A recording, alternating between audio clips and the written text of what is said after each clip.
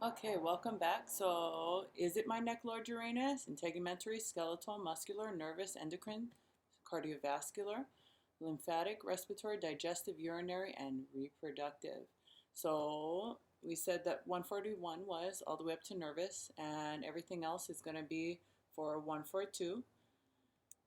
Let's take a look at what is homeostasis, what does it involve. Basically, homeostasis is the balance, the internal environment needs to be balanced.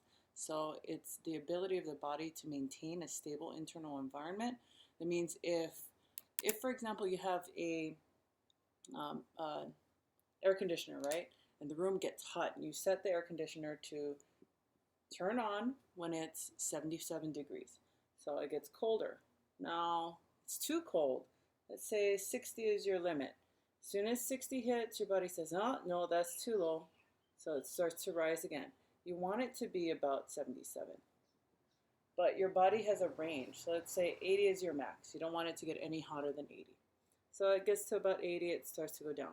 This balance, this negative feedback, is what helps to maintain a stable internal environment, and your goal would be, in this case, a temperature of 77 or 70, whatever number you want to talk about.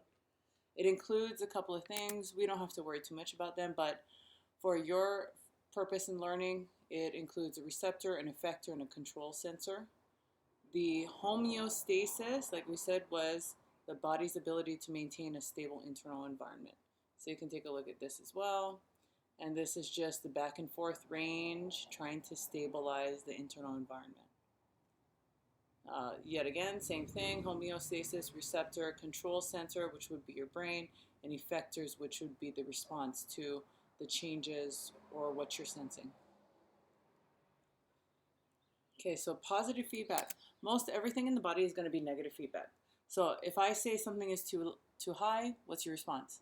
Make it lower. If it's too low, make it higher. That's negative feedback.